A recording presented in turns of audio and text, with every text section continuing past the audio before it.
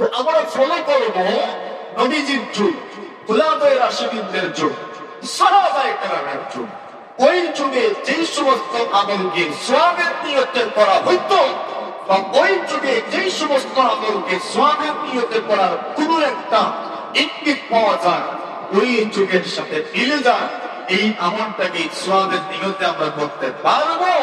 আর যেই আমল ওই যুগগুলোতে ছিল না, সওয়াবের নিয়তে করা হয় নাই, এগুলোর কোনো উৎস নাই, যুক্তি নাই, লজিক নাই, ওই সমস্ত আমল সওয়াবের নিয়তে যদি কেউ করে, তাহলে সেই আমল বিদআত।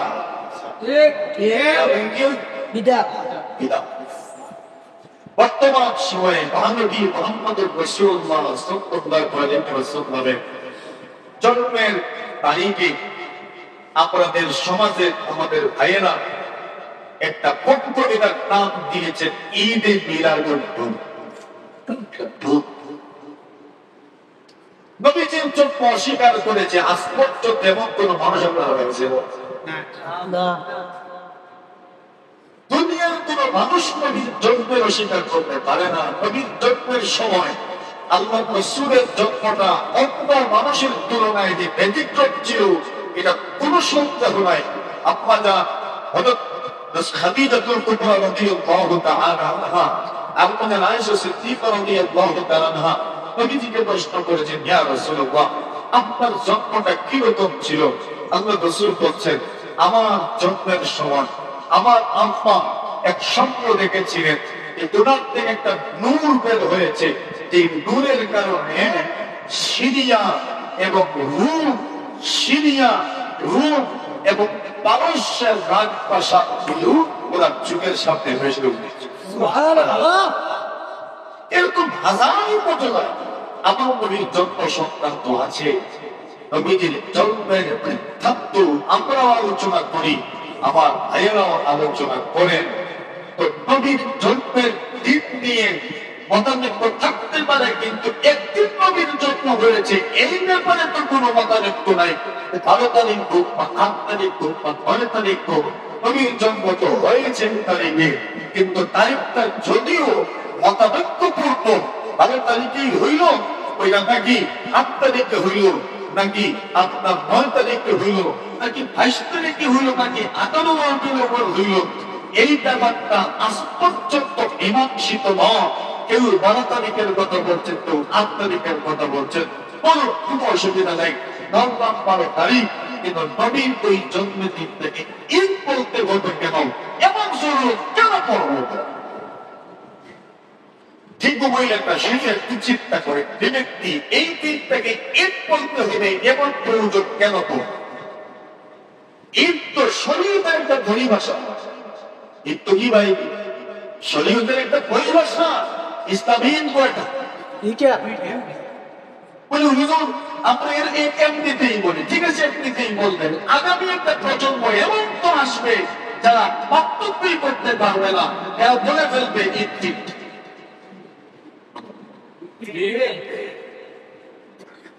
আপনি এখন থেকে এমনিতে করে যাচ্ছেন, আবেগে করে যাচ্ছেন, ওই বিষয়টা আগামী দিনে ইতিহাস হবে। তো এমন কি প্রয়োজন পড়লো যে এই দিনটাকে ঈদ বলতে হবে?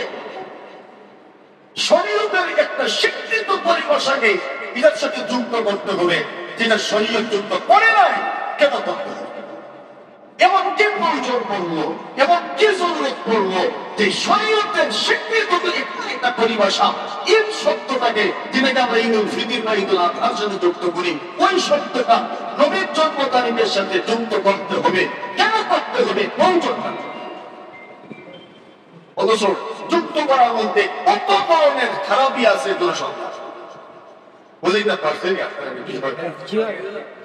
নবীর জন্মকে কেউ স্বীকার, নবীর জন্মে কে খুশি নয়? নবীর জন্মে খুশি হবে না, হতেই তো পারে না। নবীর মানে এমন কোন ব্যক্তি মাত্রই নবীর জন্মে খুশি অবশ্য। তাই বলে আমি ভাগাভাগি করতে করতে শরীয়তের স্বীকৃত একটা বিষয়টাকে নবীর জন্মের সাথে যুক্ত করে, এটা নবীর ইজ্জত বাড়ানো হচ্ছে না, বরং কমা। কেন এখনোই একজন মানুষ বলে ফেলছে সকল ঈদের সেরা ঈদ। আপনি আর কোন দিনের আশঙ্কা করেন? এখনোই তো বলছে সকল ঈদের সেরা ঈদ বলতে কোন কোন ঈদের সেরা ঈদ?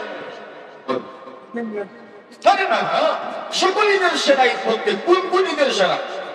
ঈদুল আজহা, ঈদুল ফিতরের সেরা ঈদ। বিষয়টা এরকমই। আপনি যখন বলবেন সকল ঈদের সেরা ঈদ মানে কি, তো সকল ঈদ বলতে কি? ঈদুল আজহা, ঈদুল ফিতর। আপনি তো বলতে চাচ্ছেন এই দুই ঈদের সেরা ঈদ, তাহলে আপনি এটাকে ঈদ মেনে নিয়েছেন, তো বলতে চাচ্ছেন এই তিনটা, আমি তিনটার মধ্যে সেরা হইল। বলেন না নাউজুবিল্লাহ। অথচ শরীয়তে ঈদ করে না, দুইটা রসুল দিয়ে দিচ্ছে। রসুল থেকে দুইটা দিলেন, তুমি আরেকটা বাড়াবেন, দুই বলছে সকল ঈদের সেরা ঈদ। তো কবির সংখ্যা বাড়াইলেন না কমাইলে? এই বিষয়টা, এটা কি কোনো কঠিন বিষয়? আমার ভাইয়েরা যারা এরা করে, এরা আবেগে করবে। তো আবেগের মানে তো এই নয় যে আমি ভুল একটা জিনিসকে প্রতিষ্ঠিত করে যাবো, কেমন পর্যন্ত যত গুনাহ হবে আর আপনাকে দিয়ে থাকবো।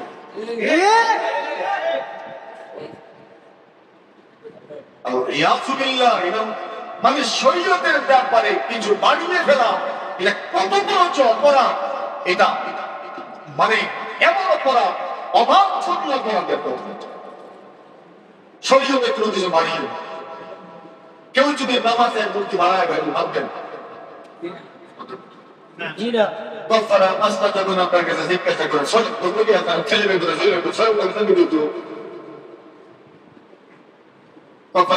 জিজ্ঞাসা করবে, আমার পা মারা গেছে না, কোন ফরা দিতাম, কেমনে দিতাম, আমরা কই প্রত্যেককে ছয়ের হিসাব করে দিও, হুজুর আমার তো হাসত, আমরা কই ইহুদির হিসাব করে দিও, এই জন্য ছয়ের হিসাব করে বই আপনার। তো এই সময় এত দূরে আমি এক ডাক্তারের নামাজ হইল হাসত তো ছয়ের হিসাব দেওয়া করতাম। এখন কি মনে করেন, কেউ যদি নামাজ একদম বাড়ায়, এটা কি মেনে দিবে? এই জন্য রসুলের জন্মে খুশি মানুষ উদযাপন করছি, ওইটার একটা লিমিট আছে, ওইটার একটা আপনার সীমারেখা আছে, যেটা নবীন যুগে নাই, নবীর সাহাবীদের যুগে নাই, ওলামায়ে রাশিদুদের যুগে নাই, সাহাবীদের যুগে নাই। এবং তরিকা উৎসব হিসাবে উদযাপন করা এটা এখন তো বাড়তে বাড়তে যোগ করছে। এখন আমার এই ভাইয়েরা অনেকে বলছে হ্যাপি বার্থডে। নাউজুবিল্লাহ। বিশ্বাস হয় না? হয় না? হয়। দেখাবো আমি, বলে মানে কোন পর্যায়ে গেছে হ্যাপি বার্থডে রসুলকে আপনি স্বাভাবিক মানুষের পর্যায়ে নিয়ে আসবেন। আপনার ছেলেকেও আপনি বলেন হ্যাপি বার্থডে টু ইউ, রসুলকে বলতেন হ্যাপি বার্থডে টু ইউ। রসুলের মর্যাদা আপনার ওই ছেলের মর্যাদা সমান।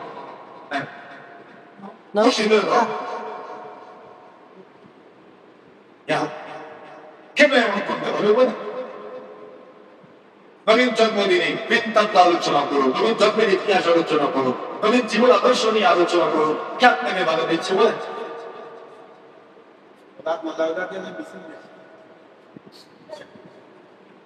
কে আপনাকে বাধা দিচ্ছে? নবীন জীবৃত্তান্ত আপনি আলোচনা করবেন, কোনো কিন্তু নাই, কোনো অসুবিধা। আজ হচ্ছেটা কি, এখন ওই দুর্গা পূজা আর নবীর জন্মদিনের অবস্থান সমান।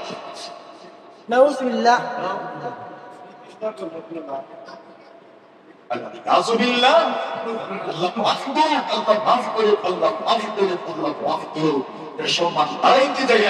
আমি রসুলের সম্মান পাচ্ছি, এমন একটা পর্যায়ে নিয়ে যাচ্ছি, আগামী দিনে এই বিষয়টা এত বড় ফিতনার আকারে এই সমাজে প্রতিষ্ঠিত হবে, এই ফিতনাকে অধিকার শান্ত হয়তো কারো হবে না। ওই সময় যারা এটাকে আবিষ্কার করেছে তারাই আফসোস, তারা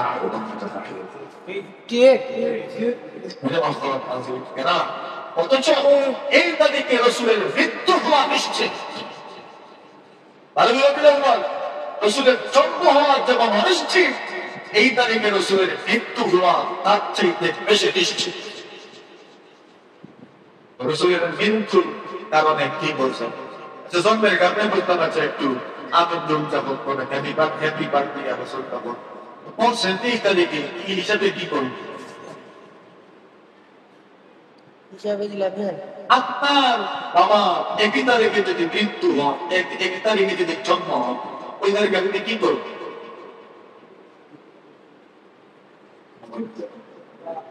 যেই তারিখে বাবার জন্ম ওই তারিখে বাবার মৃত্যু, বলে সন্তান হিসাবে আপনি ওই তারিখে কি লাভে লাভে আর খুশি করবেন? আরো বেশি করবেন? জি না। তো এই তারিখে 12 রবিউল রসুলের মৃত্যু, যদি রসুলের মৃত্যু এই তারিখে হয়, অর্থাৎ জন্ম রসুলের এই তারিখে, দেখুন কি করণীয় আনন্দ বেশি করে। রসুলের মৃত্যু হইলেই জন্য আপনার করণীয় কি ছিল? একটু কি আপনি চিন্তিত হবেন না? রসুলের মৃত্যু হয়েছে এই তারিখে। মানুষ তার বাবার মৃত্যুর তারিখে চিন্তিত হয়ে যায়, পেরেশান হয়ে যায়, বাবার মৃত্যু হইল এই তারিখে। আর রসুলের মতো মহামানব, সর্বশ্রেষ্ঠ মহামানব, মানব ইতিহাসের সর্বশ্রেষ্ঠ মহামানব বিশ্বনবী মুহাম্মদ রাসূলুল্লাহ সাল্লাল্লাহু আলাইহি ওয়াসাল্লামের মৃত্যুর তারিখে আপনি হেঁটে করছেন, আনন্দ মিছিল করছেন। আপনার এই আনন্দ মিছিল আনন্দ উদযাপন করা এটা কতটুকু বিবেক সম্পদ, শরীয়ত সম্পদ এটা মানতেন, পরে বলবেন বিবেক সম্পদ ওইটা বলেন।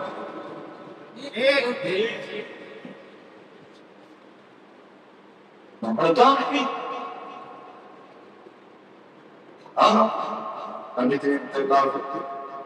আপনি বলছেন এই বলি আল্লাহ দেখা শোনা আওয়াজ কামন থেকে আসলেন।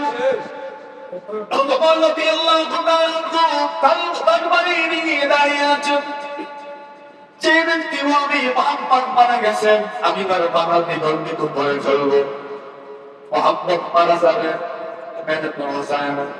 যে ব্যক্তি বলবে মোহাম্মদ মারা গেছেন, তার মাথা আমি নিবন্ধিত করে ফেলবো। তোমার মানতেই পারছেন না, আল্লাহর হাবিব দুনিয়া থেকে বিদায় হয়ে গেছেন, মেনে নিতেই পারছেন না। অবাক তরবারি নিয়ে দাঁড়িয়েছেন, এখন আর কেউ কোনো কথা বলে না। অবাক তরবারি নিয়ে দাঁড়িয়ে আছেন, রাসূল মারা গেছেন, কেউ বলতে পারবে না। কারো সাহস রাসূল মারা গেছেন কতটাও ভালো, রাসূল মারা যাবে তোমার বিশ্বাস হচ্ছে না, আমার রাসূল মারা যাবে মেনে নিতে পারেন না। আমি লোকের দিন আসেন আশা করে লোকজনকে দেখে অবাককে দেখলেন, তরবারি নিয়ে দাঁড়িয়ে আছেন এবং বক্তব্য দিচ্ছেন। যে ব্যক্তি বলবে মুহাম্মদ মারা গেছেন, মাথা বিকম্পিত করে হলো কোনো কথাই বললেন না। আল্লাহ রাসূল সাল্লাল্লাহু আলাইহি ওয়াসাল্লাম আম্মা জান আয়েশা সিদ্দিকা রাদিয়াল্লাহু তাআলা বর্ষাইব রাসূলের ইন্তেকাল হয়ে গেল। আম্মা জানের কোলে পয়গম্বর শহীদ আছেন। আল্লাহ রাসূল সাল্লাল্লাহু আলাইহি ওয়াসাল্লামের জানাজা পড়ালেন এবং সবাই বকর সিদ্দিক রাদিয়াল্লাহু তাআলা রাফিকে বাম আল্লাহর হাবিবের সবচেয়ে প্রিয় বন্ধু আল্লাহ রাসূল সাল্লাল্লাহু আলাইহি ওয়াসাল্লামের দুঃখের সুখের সবচেয়ে বড় বন্ধু আবু বকর সিদ্দিক পয়গম্বরের সাল্লাল্লাহু আলাইহি ওয়াসাল্লামের ঘরে প্রবেশ করলেন। আবু বকর সিদ্দিককে রাসূল কি পরিমাণ মহব্বত করলেন। বাবুল মানাকিবে ইমামে বুখারী রাহিমাহুল্লাহু তাআলা হাদিস উল্লেখ করেন, একদিন আবু বকর সিদ্দিক রাদিয়াল্লাহু তাআলা নবীকে সাল্লাল্লাহু আলাইহি ওয়াসাল্লামের কাছে গেলেন। যাওয়ার পরে আল্লাহ রাসূলকে বললেন, ইয়া রাসূলুল্লাহ হাবিবাল্লাহ, ওমরের সাথে এক বিষয় আমার তর্ক বিতর্ক হয়ে গেছে। ওমর আমার উপরে কেঁপে গেছে, রাগান্বিত হয়ে গেছে। উল্টা আমারই ছিল, ওমর ঘরে প্রবেশ করেছে, আমি তার পিছনে পিছনে গেলাম মাফ চাওয়ার জন্য। ওমরের পিছনে পিছনে আমি গেলাম, কিন্তু ওমর আমাকে মাফ করে দিল না, বরং করে দরজা বন্ধ করে দিল। মাঝে মধ্যে পোশাকে শুনতে হয়নি না, দরজা বন্ধ করে দিছি। এখন আমরা হযরত আবু বকর ওমরের ঘরে দরজা বন্ধ দেখে পয়গম্বরের সামনে চলে আসলেন। আবু বকর সিদ্দিক রাদিয়াল্লাহু তাআলা সেখানে আসার পরে বিচার পেলেন নবীর কাছে। ওমর মনে মনে চিন্তা করে গেলেন, আমি বকরা বাকি পিছনে পিছনে আসলেন, আমি তো মাফ করলাম না। বরং উনি এই মুহূর্তে তো বাড়িতে যাবেন না, রাসূলের কাছে চলে যাবেন, কোনো সন্দেহ হবে না। ওমর পিছনে পিছনে চললেন, আবু বকর গিয়া রাসূলকে বিচার দিলেন। আল্লাহর রাসূল আবু বকর বলেন, ইয়া রাসূলুল্লাহ, ওমরের পিছনে পিছনে গেলাম, কিন্তু ওমর আমাকে মাফ তো করলই না, বরং ওমর আমার উপর এমন ভাবে কেঁপে গেছে, এই ঘরের দরজাটাও বন্ধ করে দিয়েছে। আল্লাহর রাসূল যখন দেখলেন ওমর আসছে, পয়গম্বর ওপরের দিকে তাকাইলেন, আবু বকর সিদ্দিক বুঝে নিতে পারলেন এবার রাসূল ওমরকে অনেক বকা দিলেন। আবু বকর নিজের থেকেই বলতেন, ইয়া রাসূলুল্লাহ, দোষ কিন্তু আমার। আবু বকর জানেন আল্লাহর পয়গম্বর ওমরকে অনেক ডাকবে, অনেক বকা দিবেন, এই জন্য আগে থেকেই বলে ফেললেন, ইয়া রাসূলুল্লাহ, দোষ কিন্তু আমার। আল্লাহর রাসূল এরপরেও বললেন, আমার আবু বকরকে কষ্ট দিও না, আমার আবু বকরকে কষ্ট দিও না। সবগুলো মানুষ বলেছে আমি মিথ্যা বলেছি, আর একমাত্র আমার আবু বকর বলেছে আমি সত্য বলেছি। সুবহানাল্লাহ। সবগুলো মানুষ একসাথে বলেছে মিথ্যা বলেছে, আর একমাত্র আবু বকর সর্বপ্রথম বলেছে আমি ঠিক বলেছি। আবু বকরকে কষ্ট দিও না। আবু বকর আসলেন, আল্লাহ করে যে কথা থেকে তাদের শোনাইলেন, শোনাইলেন আবু বকর সিদ্দিক পয়গম্বরের কথা ছোঁয়া হইলেন। কিন্তু মানুষকে ছোঁয়া দেওয়া যায় না, ক্ষমা করিব মানা দেবেন বুখারীর রেখে নতুন নতুন দাঁড়া আগে শুনতে করেছেন, আর বলছেন ওটা দেখার জন্য যাবেন, কুশল দেওয়ার পরে যাওয়া উচিত।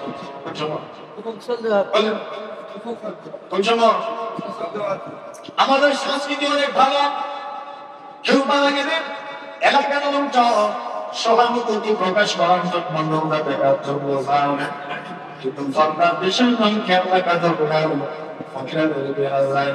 এদেরকে বাংলার বিষয়টা খেয়াল করতে হবে।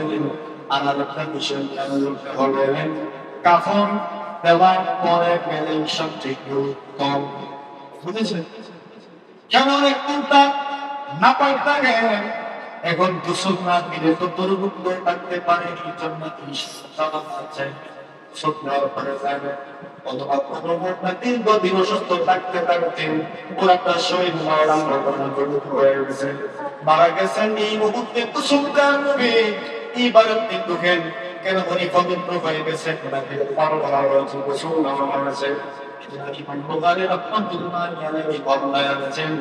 আপনি মোতার কাছে কখন যাবেন,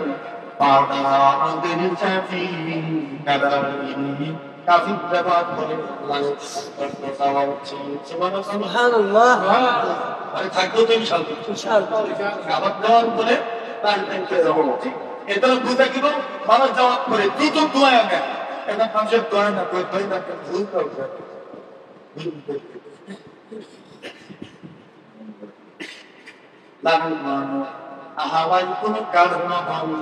একজন মানুষ তার জীবন পেশায় ফরজ গোসল ঠিকভাবে করবে, মূলটাকেও ঠিকভাবে গোসল করাবে। সুবহানাল্লাহ। তবে গোসল করাবেন যেমন স্বাভাবিক গোসল করবেন, আপনি ফরজ গোসল করবেন, প্রথমে তো গোসল করা কি গোসল করা, নাকে পানি দেবেন, মুন্ডার নাকে পানি ঢুকে না, বরং যদি নাকের ভিতরে কাপড় ঢুকে আপনি একটু পরিষ্কার করে নিয়ে আসবেন। এরপরে আপনি পুরীর পরিবর্তে যদি ক্ষুদা থাকে না, চুলের উপর আপনি পবিত্র কাপড় দিয়ে তবে ফিরাবেন, আর যদি ক্ষুদা থাকে আপনি মুখের ভিতরটা কামড় খুশি হয়ে আসবেন। এরপরে যেদিকে ডান বাম আছে ডান থেকে শুরু করবেন, আল্লাহ রাসূল আপনাকে বলছেন তার মেরে মাথা সালাত করেন, তাকে সমস্ত শক্তি বাড়ান, ডান দিক থেকে শুরু করবেন, যত জায়গায় ডান বাম আছে ডান দিক থেকে আগে শুরু করবেন, ডান ডানটাকে দ্রুত করবেন, বাম ডান করে দ্রুত করবেন, পানিতে খুব ডালবেন, ডান গরম দ্রুত করবেন, পানি গরম দ্রুত করবেন। এই তো গোসল হয়ে গেছে। সুবহানাল্লাহ। ওটা কি গোসল না? গোসল দিয়ে তো দুটো গোসল দিয়ে কোনো কঠিন না চলে একদম সহজ বলে দিলাম যে একদম সহজ ফরজ যদি গোসল করে থাকবে মানে একজন মানুষ ফরজ গোসল তার উপর ফরজ করে ওই ব্যক্তি যেরকম গোসল করবে মোট তাকে এইভাবে গোসল করবে এটা তো সহজ আমাদের করে ইনশাআল্লাহ তো দেরি না করে গোসল দিয়ে কাপড় পরায়া এবং লোকজন যখন সংযুক্ত করে দেয় সবাই যেন একটু আসে দেখে তাদেরকে দেখা শুরু করে দেয় আবু বকর সময় দিলেন এরপরে আবু বকর বলতে বললেন আবু বকর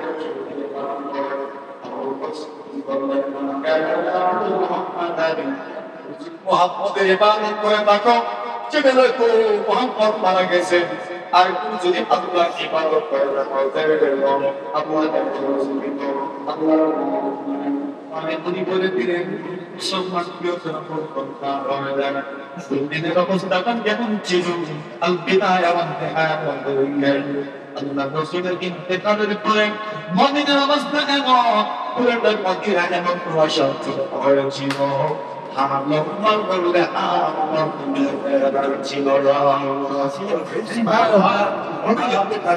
মদিনা পর্যন্ত শুকল ছিল নবীজির ইন্তেকালের দিন সকাল অত্যন্ত হওয়া দরকার এজন্য ওই জিনিসগুলো পরিত্যাগ করতে সংযুক্ত পরিত্যাগ করা চাই এবং খুব সুন্দর একটা সমাজে আমাদেরকে বিতর্ক একটা সমাজে সম্প্রীতির সমাজে সৌহার্দ্যপূর্ণ একটা সমাজে আমাদেরকে বসবাস করা দরকার এই বিষয়গুলো নিয়ে অতি বাড়াবাড়ি করতে গিয়ে একটা অবমাননা করা কোনোভাবেই আমাদের জন্য উচিত নয় এটা শুধু একটা বক্তব্য নয় বরং একটা সমাজকে ধ্বংস করে দেওয়ার মতো একটা বক্তব্য হইল এবং একটা পর্যায়ে আকারের ব্যবস্থা কথা বলেন ঠিক না সমাজটা তো আমাদেরকেই করতে হবে নাকি পয়সা করে একজন আসবে বড় বড় বক্তব্য নিয়ে চলে যাবে সমাজকে তো তাকে ফেস করতে হয় ফেস করতে হয় তো আমাকে আপনাকে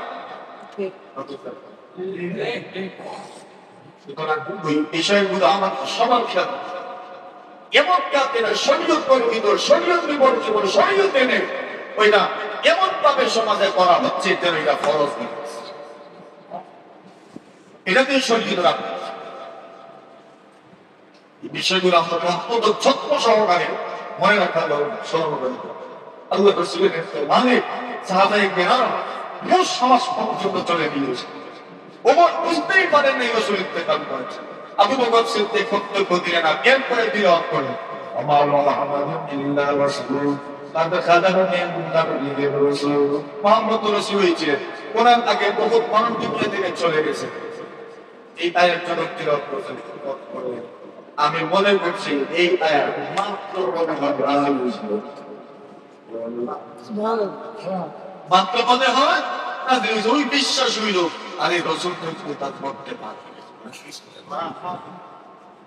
মানে এত সুখা মতো হয়েছে এমনি করে কত হয়েছে এই দুটা তো অনেক মনটা খারাপ শুধু আমার তো উদ্যান করবো আল্লাহ ভালো সকলকে মনে করি বুঝাইতে পারছি আমি